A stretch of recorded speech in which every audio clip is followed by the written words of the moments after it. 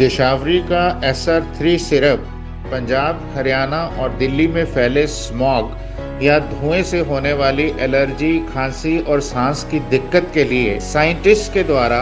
तैयार की गई है। देशावरी आपके लिए मार्केट में लेकर आया SR3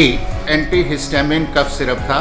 और इस कफ सिरप को 12 साइंटिस्ट की टीम ने CSI देखा गया है कि लखनऊ के जो वरिष्ठ फिजिशियन हैं उन्होंने इसको CMAP से रिक्वेस्ट करके और कफ सिरप को मंगाया और उन पेशेंट पे दिया और उन पेशेंट पे जब हम लोगों ने ट्रायल करा तो इस सिरप से बहुत जल्दी आराम आया पेशेंट को। So it may be having a very good activity of as an anti allergy and as an anti histaminic. और इसकी खासियत ये है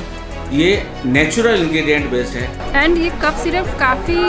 ड्राइनेस को काफ़ी कम करता है, काफ़ी अच्छा यूज़फुल है।